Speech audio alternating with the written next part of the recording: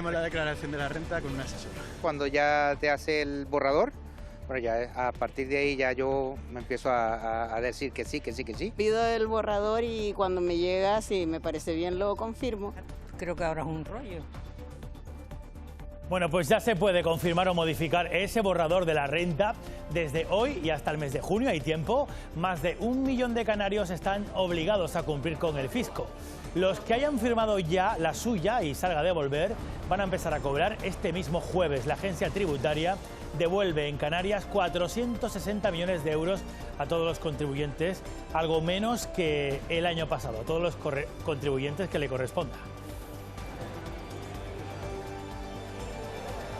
¿Qué tal a todos? Muy buenas tardes. Ya está en marcha la campaña de la renta, luego vamos con los detalles para ayudarles un poco. Pero tenemos otra cosa a la vista, huelga en la sanidad pública canaria en el calendario. De hecho, ya hay fecha. Será Lidia Rodríguez, muy buenas tardes, el próximo 8 de mayo.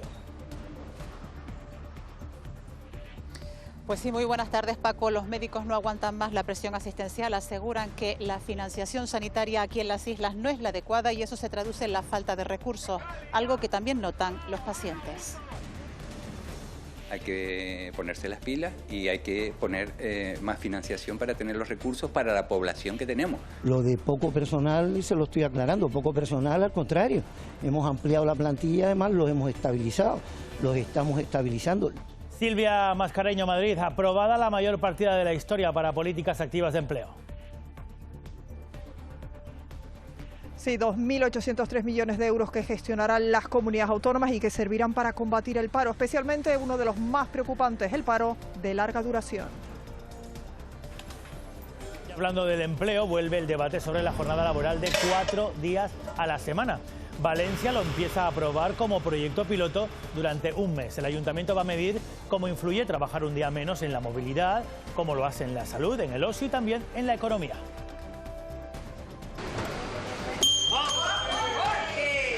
Cada vez suena menos esa campana en bares y restaurantes. Con los nuevos sistemas de pago, la propina está en peligro de extinción. Y ese debate ya está también en Canarias. Unos la consideran necesaria, otros una excusa para adaptar sueldos que tendrían que estar mejor remunerados. Lo que está claro es que en España ahora mismo la propina sigue siendo voluntaria. Lo de los cortes de agua en Fuerteventura ya es un problema insular. Varias localidades siguen a estas horas sin suministro y otras sufren cortes constantes en distintos puntos de la red en cualquier lugar de la isla. Yo he ido al médico ayer sin bañarme. Hace más de un mes que todos los días después de las 2 de la tarde no hay agua. Para ir al baño, o sea, hacer tus necesidades, tienes que con una garrafa de agua. Yo desde que llevo aquí, que llevo más de 10 años, hemos tenido épocas de todos los días prácticamente sin agua. Y seguimos con tiempo revuelto, al calor que va por zonas además. Persiste ahora el viento. Mónica Darias. El vuelo que se ha visto afectado en La Gomera ha sido el proveniente de Gran Canaria, que se ha cancelado desde su origen. El de Tenerife ha llegado y ha salido a este aeropuerto con total normalidad. Las condiciones meteorológicas mañana cambiarán poco, seguiremos con calor, con calima, se verán algunas nubes, quizás las más destacables las que tengamos en las costas del norte a menos de 500 o 600 metros de altitud, que pueden llegar a ser mañana persistentes, y continuaremos con viento fuerte y racheado en muchos puntos del archipiélago, de ahí que se mantengan los avisos de la Agencia Estatal de Meteorología en las islas de mayor relieve.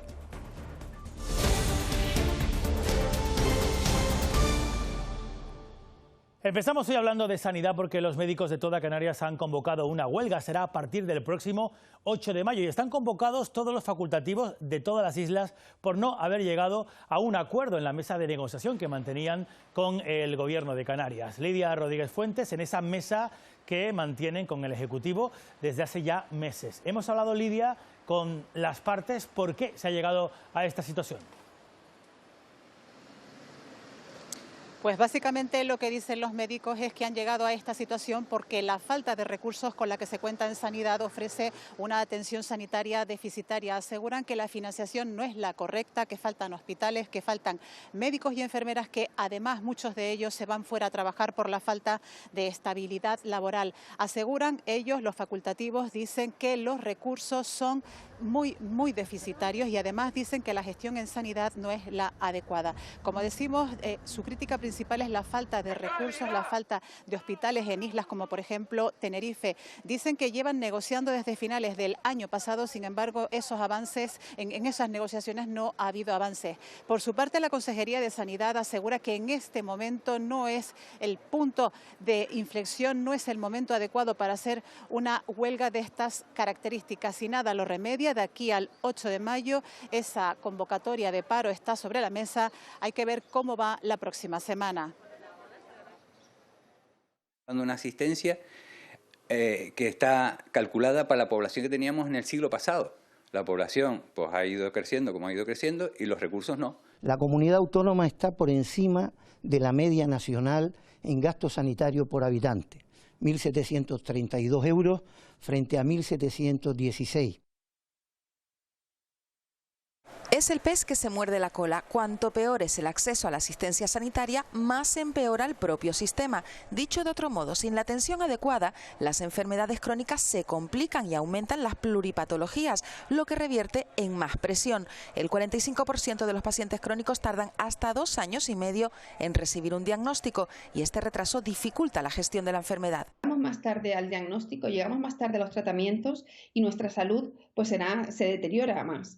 Con lo cual esto es un problema para las personas que lo sufren, pero también para el sistema sanitario. Ya se habla de una pandemia silenciosa, la de las listas de espera muy preocupante en el ámbito quirúrgico, pero también en el del seguimiento. Donde llevamos desde la pandemia sin ver a pacientes, sin actualizar medicación, sin hacer pruebas y desgraciadamente mucha enfermedad oncológica. Durante la pandemia se dejaron hacer cribados, pues hay datos de la Asociación Española contra el Cáncer que deja claro un porcentaje alto de personas que no saben que tienen cáncer en este momento. La plataforma pide que se priorice lo urgente y la prevención. Sin embargo, de acuerdo con sus encuestas, casi la mitad de los pacientes no entiende lo que le dice el médico.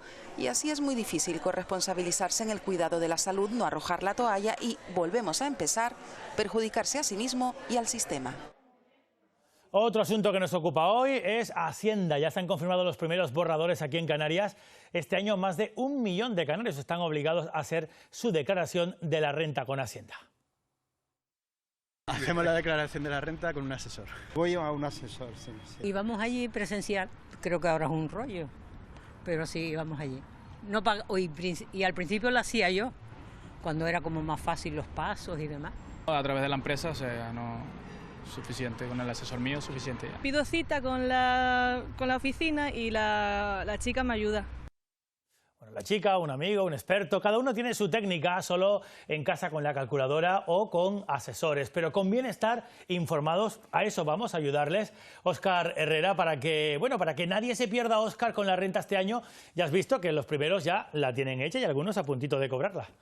Sí, Paco Luis, aunque oficialmente comenzaba a las 12 de la noche, la realidad es que la agencia tributaria habilitó desde por la tarde esa plataforma y ya muchos han podido confirmar ese borrador. Habrá que esperar hasta el 5 de mayo para que se pueda hacer la declaración por vía telefónica, hasta ahora solo en exclusiva vía telemática, y a partir del 1 de junio comenzará esa declaración de la renta presencial. Se podrá pedir cita con una semana de antelación y, como ocurre siempre, la fecha tope en cualquiera de los casos acaba ese 30 de junio, como los contratos de los futbolistas. Este año la agencia tributaria incluye una novedad para facilitar esos trámites, que es el asistente virtual de la renta. El contribuyente puede entrar en ese asistente virtual y hacerle preguntas con un lenguaje normal. Y entonces pues el programa te va contestando. Si no te llega a contestar del todo, conectamos con el informador de renta, que ya existía el año pasado. Incluso puedes utilizar cualquiera de los dos. Y si con ese informador de renta, que ya van las preguntas más por bloques, pues saltas al chat de la agencia tributaria, donde hay un funcionario especializado de la agencia tributaria que va a atender todas tus dudas. Una de las grandes novedades este año es esa deducción especial para hacer frente a la inflación en el tramo autonómico. Ahí están esos tramos de la renta y esa ayuda que puede oscilar entre los 125 y los 225 euros. Muy importante, para poder recibir esa deducción hay que tener en cuenta que tenemos que tener suficientes retenciones en la nómina a lo largo del año. Se estima que el 85% de los contribuyentes canarios se puede beneficiar de esa ayuda. Para que nos hagamos una idea, llega hasta las personas que puedan ganar 3.000 euros brutos al mes en 12 pagas. Y la otra, la mitad de las deducciones que ya conocemos, las de gastos sanitarios, alquiler y demás, aumentan entre un 20 y un 40%. Y muy importante para los que nos estén viendo desde la isla de La Palma, se mantienen muchas deducciones para los damnificados, pero este año también para todos los residentes en La Palma, sin importar que hayan tenido o no afección por el volcán. Para esa cuota final tendrán una deducción del 60%.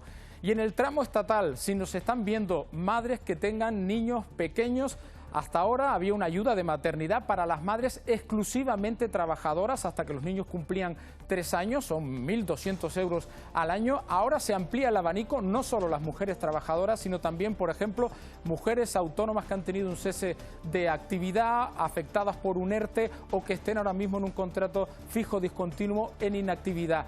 Muy importante porque no solo pueden recibir la ayuda de este año 2022, sino con carácter retroactivo para el año 2020 y 2021. El Estado prorroga además las ayudas para las familias o las comunidades de propietarios que han gastado dinero, por ejemplo, en impermeabilizar la cubierta o en cambiar las ventanas, todo para conseguir que esa casa o ese edificio sea eficientemente más energético, y también se modifican las aportaciones que se hacen a los planes de pensiones. En cualquier caso, siguen quedando dudas. ¿Cómo podemos hacer ese borrador? ¿Cómo lo podemos confirmar? Y también si todos los canarios están obligados a hacer la declaración de la renta. Para obtener el borrador de la declaración, modificarlo y presentarlo, solo hay que identificarse a través de la clave PIN, el certificado electrónico o el DNI electrónico. A partir de ahí resolvemos algunas de sus dudas. Pues a mí me gustaría preguntar, ¿quién tiene que hacer la declaración de la renta? Aquellas personas que hayan percibido rendimientos del trabajo superiores a 22.000 euros, y en el caso de tener más de un pagador el límite está en 14.000 euros, con una serie de excepciones en el caso de que pues sean otras fuentes de renta, como pueden ser rendimientos de capital mobiliario. ¿Puede incluir los gastos habituales en la renta? Cuando hablo de deducción por donativos, pues fundamental el certificado acreditativo de esas aportaciones, y es fundamental solicitarlo igualmente para los gastos de guardería o de colegios, incluso los gastos médicos, las gafas, las lentillas. Si cobré el cheque del gobierno de 200 euros, ¿tengo que ponerlo en la renta? Es cierto que se trata de un rendimiento que hay que declarar, con lo cual, pues en principio hay que integrarlo en la declaración de la renta. ¿Hay deducciones en la renta por la maternidad? Y aquellas mujeres que perdieron su empleo en 2020 pueden aprovechar la deducción cuando se encuentren en situación de desempleo, o bien siendo trabajadoras por cuenta propia, pasen a percibir aquella prestación por cese de su actividad económica.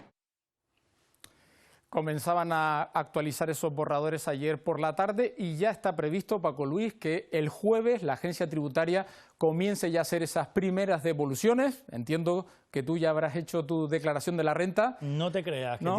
tiene su miga y hay que echarle un ojito a las cuentas. Seguro que a ti te sale a pagar, teniendo en cuenta que sales en la tele, debes ganar bien. No, eso es lo que se dice, pero no te creas. Y tú lo sabes bien, que aquí no se cobra mucho. Óscar, muchas gracias, compañero. Espero que hayan podido ustedes solucionar esas dudas a la hora de cumplir con el fisco y cumplir con todos. Porque hacer la declaración no es la única responsabilidad que tenemos, para nada. Ahora se hace necesario también que abramos el ojo, porque justo ahora es cuando, sabiendo que se abre la campaña de la renta de manera oficial, también hay quien aprovecha para intentar engañarnos. Lo más habitual es que vamos a recibir correos y mensajes que se hacen pasar por la agencia tributaria, por Hacienda. Y podemos evitar, van a verlo, caer en la estafa. Así es, el correo que está llegando de forma incontrolada a miles de españoles no los envía la agencia tributaria, sino ciberdelincuentes. Lo que hace es intentar robar credenciales, nos muestra un correo con un enlace al cual tenemos que acceder y nos redirige a una página web que simula ser la de la agencia tributaria y nos pide que introduzcamos unas credenciales, ¿no? Y fíjense en el nombre del dominio. Ponte agencia tributaria en vez de una A, pero otras así similares. Son registros que se han producido hace pocos días o semanas. Muchos de ellos están registrados en países extranjeros y ahí pues muchos usuarios no se van a fijar más que en un detalle, que es el candado, porque piensan que el candado en la página web les dice que la web es segura y eso es falso. Y ojo también con este otro correo que contiene un fichero adjunto. Y lo que hace es infectar el sistema, quedarse a la espera de que el usuario acceda a la página de su banco, robarle las credenciales de acceso y a partir de ahí ellos ya pueden entrar y ver pues la cantidad de dinero que dispone para intentar robárselas. Desconfíen de cualquier correo que no hayan solicitado ustedes mismos y denuncien si creen ser víctimas de esta nueva estafa.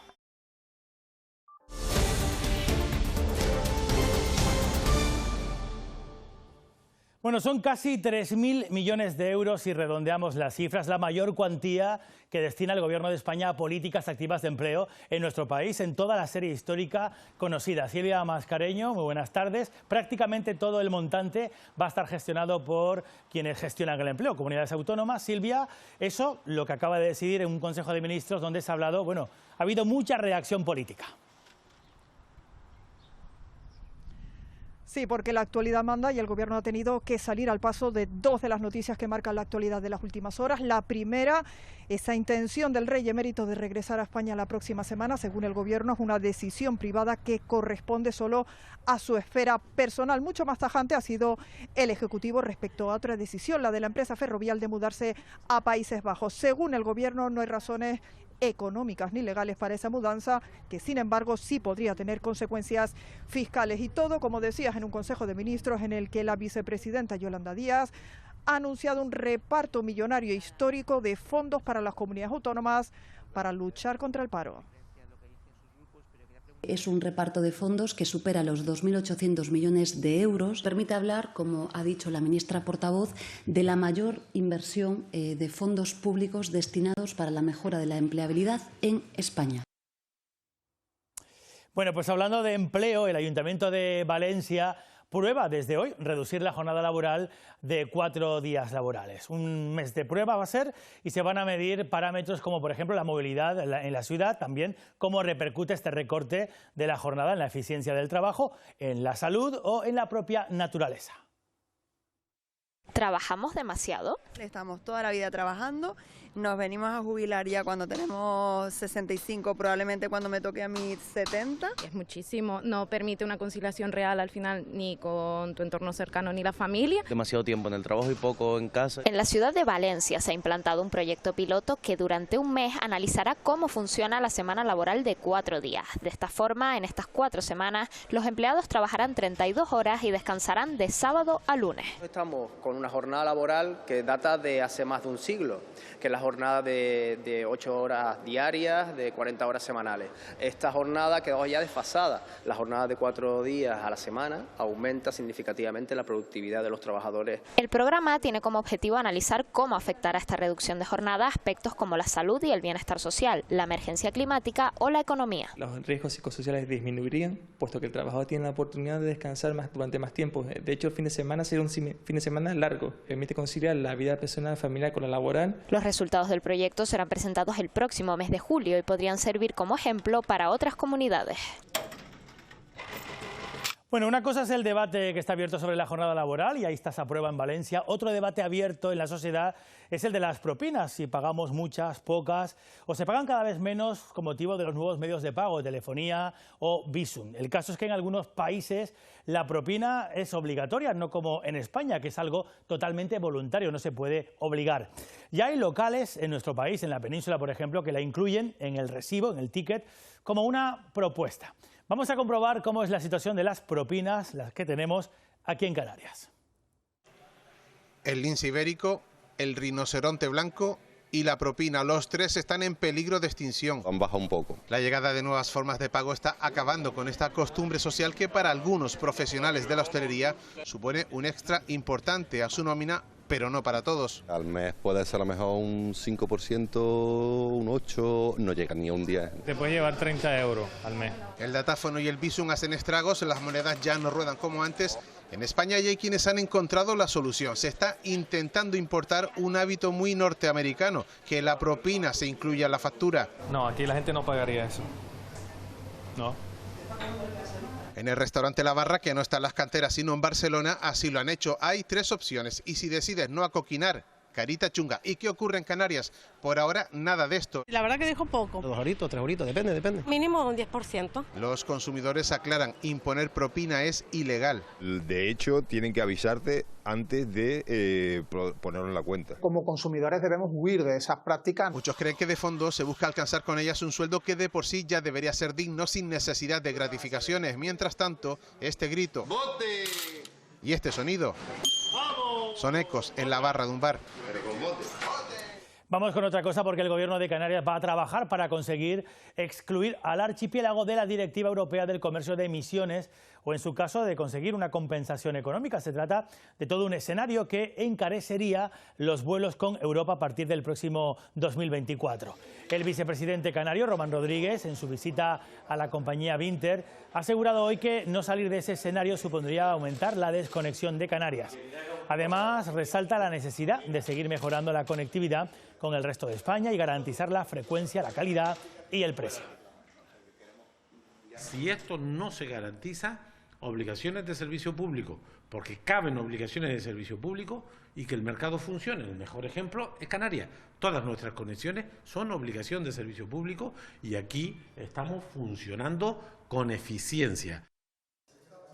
De recuperar conexiones pero marítimas, en este caso con Tarfaya, Marruecos, desde Fuerteventura, se ha hablado en este encuentro del presidente de Canarias, Ángel Víctor Torres, que ha mantenido con la Cámara de Comercio y la patronal turística majorera. La cita ha servido también para trasladarles las partidas europeas destinadas a las pymes que se van a publicar este miércoles.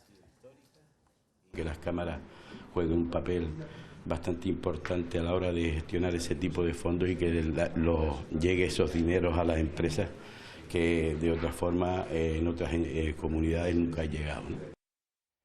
Desde Fuerteventura se ha referido Ángel Víctor Torres a la falta de vivienda que tenemos en Canarias. El plan de vivienda canario, dice el presidente, ha permitido entregar la primera promoción en Puerto del Rosario, en la capital de Fuerteventura, y se esperan también más en el consenso con el sector de la construcción y los ayuntamientos. En diciembre se aprueba el plan y está en estos momentos ejecutándose obra en distintos municipios con suelos cedidos por los ayuntamientos, también en la isla de Fuerteventura, que va a permitir que tengamos vivienda después de lustros o décadas sin entrega de vivienda pública. Continúa la polémica por las sanciones impuestas a los propietarios de apartamentos en complejos turísticos. Los empresarios extrahoteleros han hablado hoy, reconocen que probablemente se multipliquen las denuncias que parten de una ley aprobada hace una década. José Suárez es catedrático de Derecho de la Universidad de Las Palmas de Gran Canaria. Afirma que el origen de la separación del suelo turístico y residencial se remonta a 1995. Sigue habiendo necesidades diferentes que satisfacer en uno y otro caso. La población residencial, por ejemplo, demandan centros escolares, centros culturales, centros sanitarios. Otro debate es, y es a lo que alude la plataforma de afectados, si limitar el uso a la explotación turística atenta contra la propiedad privada. Los empresarios extrahoteleros aseguran que no, porque el bienestar social está por encima. Reconocen además que habrá más denuncias. Quien era inspeccionado era el titular del negocio turístico, a ver si tenía todos sus papeles en regla, en vez de atender a la denuncia de que había gente fuera de explotación. Es probable que ahora que se ve que hay algún fruto, la gente se anime. Nos criminalizan de alguna manera porque tenemos que probar nosotros primero que estamos viviendo en esta zona. Los ayuntamientos ponen muchas trabas y muchos problemas. La plataforma ha presentado una iniciativa legislativa en el Parlamento Canario para modificar la ley. Bueno, el candidato de Coalición Canaria a la presidencia del Gobierno de Canarias ha dibujado hoy cuáles serían sus medidas en los primeros 100 días de gobierno, entre ellas una rebaja de impuestos. Deflactar los tramos del IRPF, es decir, adaptar los tramos del IRPF del tramo autonómico a la inflación, porque al final se está cometiendo una injusticia precisamente con aquellos que más se han visto castigados. La necesidad de sacar adelante una viceconsejería de formación profesional, precisamente para poder conectar ese mercado laboral con la demanda de los empresarios. Por su parte, el candidato del Partido Popular a la presidencia de Canarias, Manuel Domínguez, se reunía con la Confederación Canaria de la Pequeña y Mediana Empresa en la capital Gran Canaria. Hay un déficit de mano de obra, principalmente porque entendemos que se está formando a nuestros jóvenes para puestos de trabajo inexistentes y luego se está dejando de formar para nuevos puestos emergentes.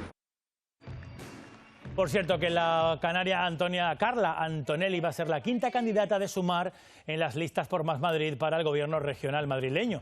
Antonelli dejaba el PSOE el pasado mes de octubre como protesta por el retraso en la tramitación de la ley trans. Cualquier documentación o trámite.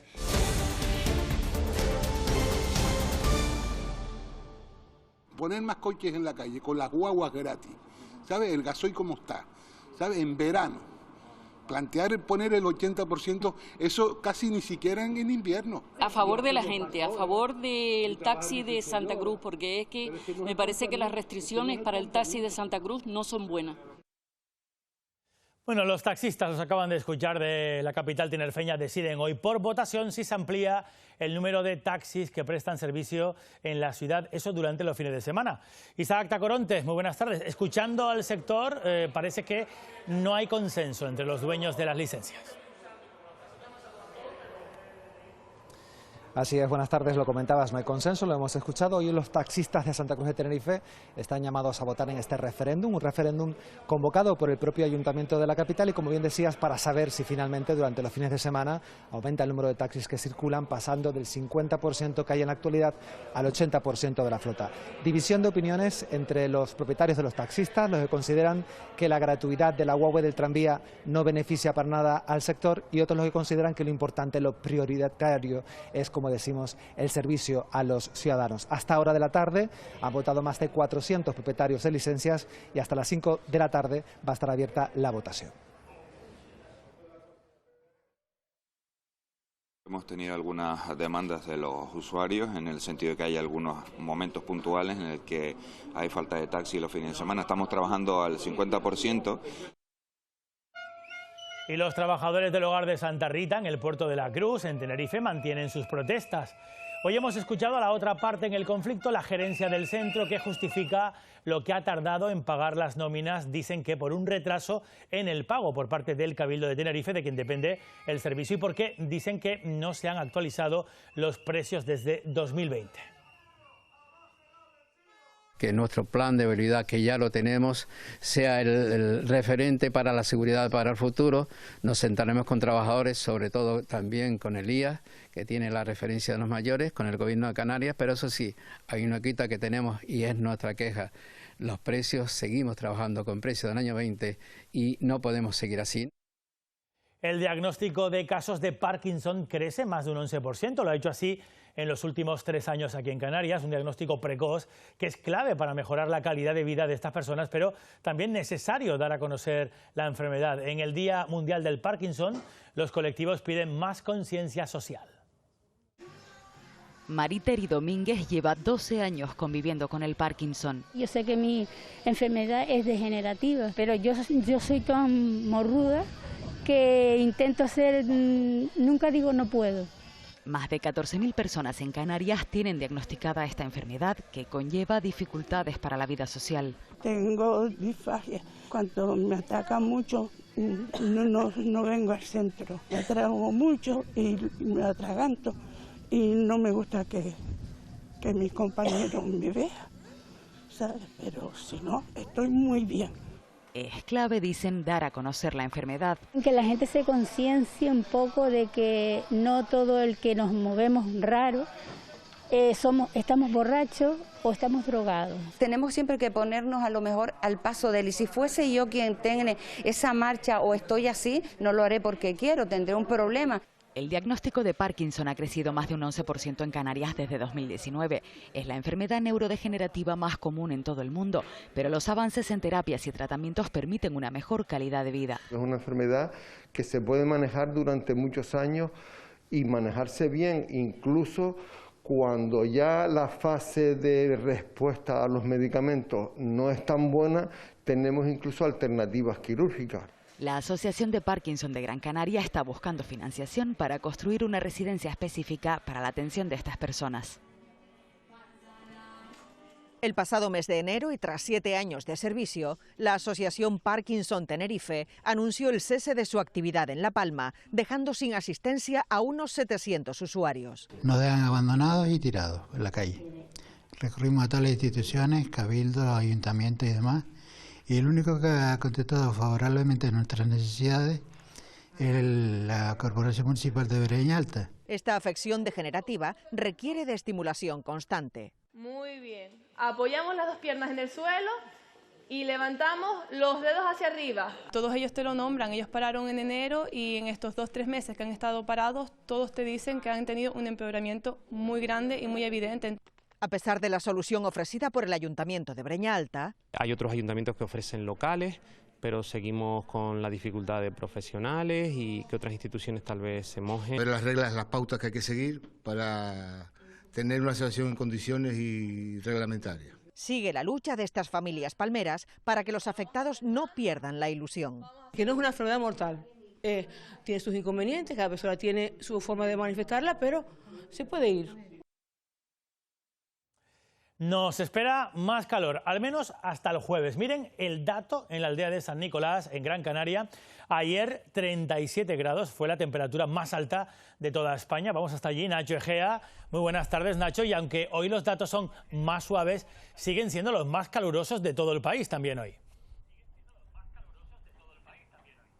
Sí, así es, las temperaturas son más suaves, pero eso sí, no bajan de los 30 grados. Según la EMET, el punto más caliente de todo el archipiélago se encuentra aquí, en el sur de Gran Canaria, concretamente en Puerto Rico. A esta hora de la tarde los termómetros están registrando unos 35 grados aproximadamente. ¿Pero a qué se debe a estas altas temperaturas tan atípicas en esta época del año? Pues se debe a la entrada de una masa de aire caliente que procede de África y que se encuentra en este momento en el sur de las islas. Unas temperaturas que, según la EMET, continuarán así de altas hasta el próximo jueves. Calima, calor y viento a las 10 de la mañana en Playa del Inglés. Los termómetros en el sur de Gran Canaria ya marcaban a esa hora 30 grados. ¿Cómo se puede vivir con calor? En la aldea de San Nicolás, municipio con la temperatura más alta del país, ya saben la respuesta. El que puede ir a la playa va a la playa, el que no pone su aire acondicionado. Bebiendo mucha agua y sobre todo lo peor es la calima. Calor intenso que obligaba a sacar el paraguas y no precisamente por lluvia. Se va notando muchísimo el calor, cada vez aumenta más. En el Hierro las protagonistas han sido las olas de cerca de 3 metros de altura. En Malverde, en el Pozo de las Calcosas, se hacía notar con intensidad. En Güímar, en Tenerife... Hoy hay una brisita que si te metes en el agua te da frío al salir, ¿no? Porque si no corre este viento sabemos que no se puede ni respirar aquí. Porque la calima y el calor complicaban hacer rutas lejos de la costa. Subimos a ver el Teide y estaba todo medio tapado. 86 kilómetros por hora se han alcanzado esta madrugada en Tijarafe. Gran parte de las plantaciones del oeste de La Palma se han visto afectadas. Tenemos muchas matas tumbadas, otras tronchadas por la mitad y otras desflegadas, como el caso de la finca en la que estamos. En el Remo, las fuertes rachas de viento han tirado un muro y un poste de luz. Rachas de hasta 80 kilómetros por hora se han registrado esta pasada madrugada en el aeropuerto de La Gomera, en el municipio de Alajero, donde nos encontramos. Viento que ha provocado cancelación del vuelo procedente de Gran Canaria, lo que ha mantenido al 50% de actividad de estas instalaciones a lo largo de la mañana. El vuelo de Tenerife, tanto en su llegada como en su salida, se ha producido con total normalidad. Con respecto a los vuelos de la tarde, se prevé que salgan y que lleguen en sus horarios habituales. Gracias, Mónica. Ténganlo en cuenta si tienen que conectar con la isla de La Gomera. Científicos climáticos han verificado ya que las temperaturas de los océanos han alcanzado un nuevo récord, 21,1 grados de media en todo el planeta. Además, hemos conocido que el pasado mes de marzo fue el segundo más cálido y más seco del siglo XXI. El aumento de la temperatura oceánica es un hecho y preocupa a los científicos porque nos sitúa ante el agua marina más caliente desde que hay registros. Pero ese aumento se está trasladando a aguas del archipiélago. Este catedrático lleva 25 años monitorizando nuestras aguas. Hemos observado cómo esa temperatura ha incrementado en medio grado. lo que sitúa la temperatura en 22 grados de media, un valor que como región subtropical nos explica entra dentro de lo esperado. Pero ¿qué efectos podrían producirse si la temperatura continúa subiendo? Por lo tanto, los organismos están viviendo con un gasto energético superior para mantener sus condiciones de vida. Por si fuera poco, acabamos de dejar atrás el segundo mes de marzo más cálido y con menos lluvias del siglo. Para que se hagan una idea, en España se anotó una anomalía térmica de 1,8 grados. En Canarias se registraron 3 grados más de lo esperado. Y esto pues constituye que ha sido el marzo más cálido desde el año 61. Y eso que el mes comenzó con un episodio frío, pero que a partir del 8 de marzo predominaron las temperaturas por encima de lo normal. Señalamos el 29, ese día la aldea de San Nicolás registró 37,7 grados. En cuanto a las precipitaciones, en España llovió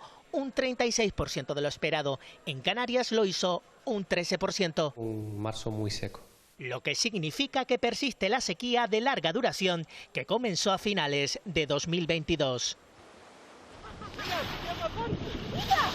Mira, Lucas, Guille, mira aquí, justo aquí. Pues en este océano recalentado siguen nadando esos delfines comunes y moteados, fíjense, avistados en el sur de Lanzarote. Pueden llegar a medir entre 2,5 metros y alcanzar hasta pesos de 140 kilos la pieza. Una tercera parte de las especies de cetáceos del mundo transitan o habitan bajo el manto azul que tenemos aquí en Canarias. Hablemos de otro tipo de agua, la del abasto. La última avería de agua en Fuerteventura ya se ha resuelto, pero los cortes de agua se han convertido en algo mucho mayor. Ya son un problema insular. Los vecinos denuncian falta de suministro y cortes constantes desde hace ya más de 10 años. Así se han tenido que asear esta mañana los niños y niñas de Fuerteventura con garrafas, porque el agua aún no ha llegado. Llevábamos desde el domingo sin agua ninguna.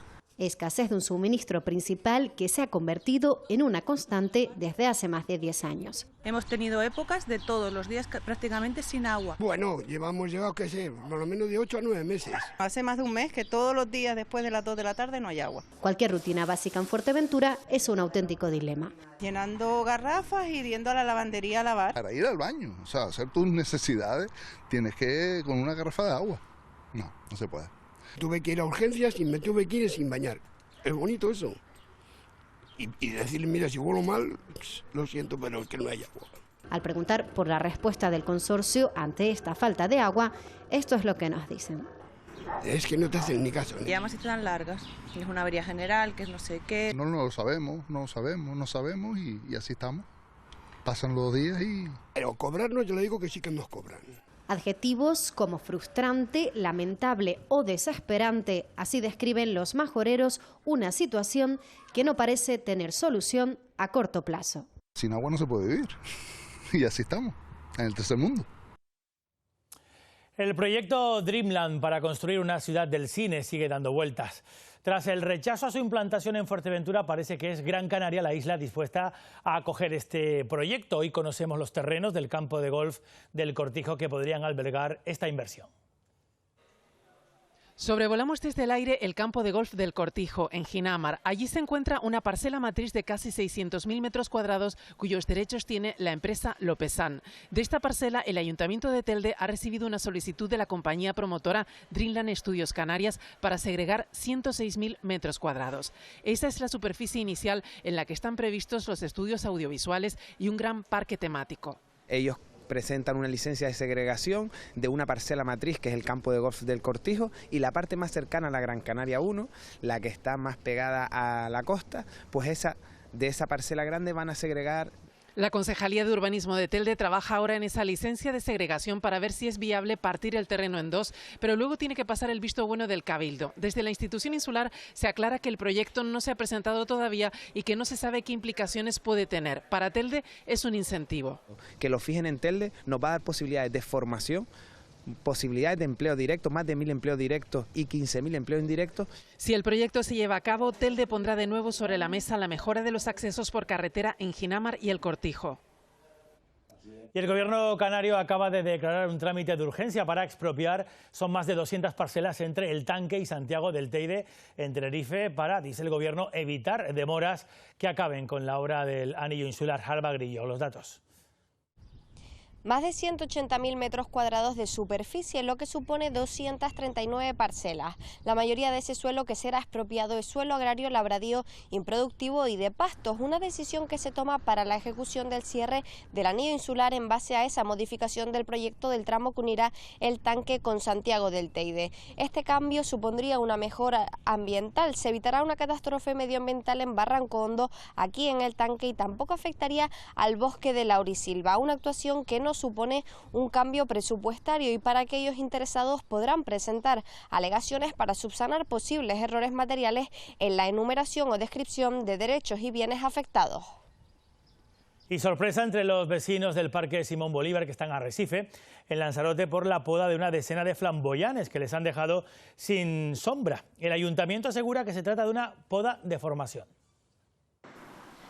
Aunque no estaban en su mejor momento, han pasado de esto a esto otro. Es verdad que los han talado de una manera un poco particular, diría yo. Las personas residentes y habituales de este céntrico espacio de Arrecife conocen los cuidados básicos de las plantas. De vez en cuando los árboles necesitan que las poden, claro. Pero una poda de estas dimensiones no es entendida por todos. Indecente. Yo, para mi gusto, no tienen por qué, se pueden podar los árboles porque hay que podar, pero no de esta manera. Se trata de una poda de formación que el ayuntamiento asegura no se realizaba desde hace 16 años. ¿Para qué se hace la poda de formación? Pues para reorientar el árbol, que no crezca con un porte que dificulte la visibilidad o el tránsito de los ciudadanos. Hay dos cosas claras. La primera, los jardineros son los que saben. Y la segunda, ahora retoñará, saldrá nuevo, ¿no? Me imagino. Imagina bien, porque es en junio la época en la que florecen los flamboyanes, aunque a lo mejor estos ya lo hagan el próximo año.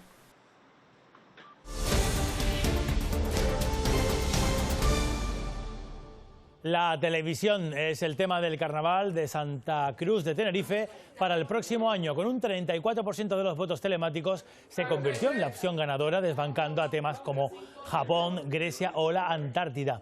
El carnaval chicharrero va a empezar el próximo año tempranito, el 12 de enero. Sí. 6 participantes, 3 días para componer una canción y un enclave de lujo en medio de la naturaleza.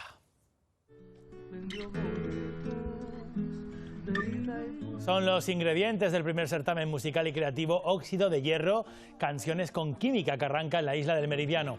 Hoy los participantes van a conocer la temática de la canción que tienen que componer. Será el jueves cuando se elija el tema ganador, cuyo creador va a grabar un videoclip en la isla. Es el premio. En una semana, el reto es una semana poder crear una canción, la canción con química que esta isla nos diferencia y que podamos hacer de manera in situ. Yo siempre he necesitado un tiempo para componer y ahora va a ser un poco difícil, pero bueno, lo vamos a lograr, sí, claro que sí. Intentar tirar de creatividad, y porque son solo 72 horas y no vamos a poder tampoco ser muy exigentes con lo que hagamos, así que tirar de creatividad y a ver lo que sale, ¿no? ¿Qué haces que llevas pantalones y no faldas? Es lo primero que he visto en el armario. Anartistas Improacción e Improcanarias daban hoy muestras de su arte para anunciar un ciclo de actuaciones este mes de abril en la Sala Insular del Teatro. Durante los días 15, 22 y 29 de abril harán un homenaje al cine desde el teatro improvisado y construido por El Espectador. ¡Ojos bonitos! Hacía mucho tiempo que no te encontraba. Hacía tanto tiempo que no veía una falda. La vivienda tiene un significado psicológico que va más allá del lugar donde se descansa o se realizan tareas domésticas. A través de las viviendas se representan numerosas aspiraciones, motivaciones, valores personales. Esta noche el programa Noche de Reportaje se centra en personas que decidieron elegir hogares poco habituales y vamos a conocer cuáles han sido sus motivaciones. Un trabajo de nuestra compañera Beatriz Rodríguez que van a poder ver a partir de las 11:15 de esta noche. En deportes, semana de partidos decisivos en voleibol, Armando Vallejo, también baloncesto y también, que no falte, fútbol. Es que llegamos a las fechas claves de la temporada. En fútbol, por ejemplo, la Unión Deportiva Las Palmas, que sigue en puesto de ascenso directo gracias al empate de anoche del Deportivo Alavés. Pero eso no quita para que se vean algunos de los problemas importantes. No en ataque, sino en defensa. En las últimas 5 jornadas, 9 goles encajados por la Unión Deportiva. Después lo analizamos.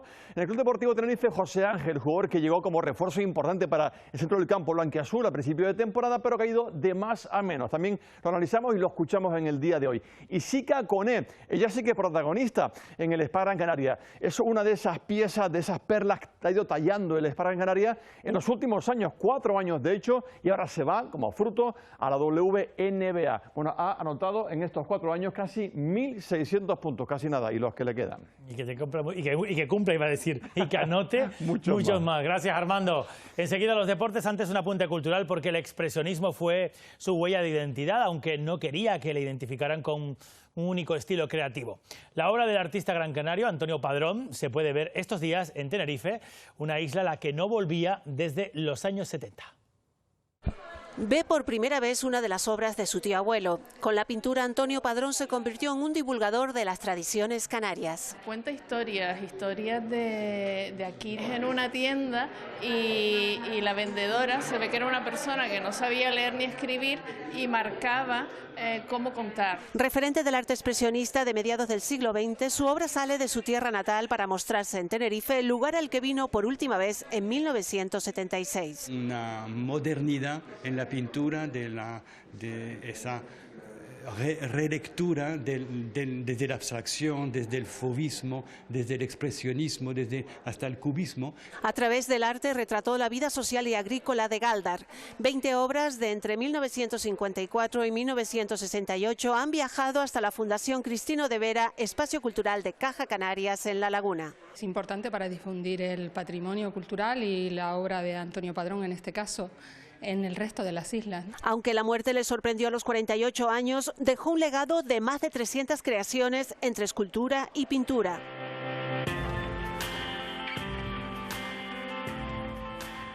Terminamos. Más noticias a las 20:30. Tenga muy buena tarde. Hasta mañana.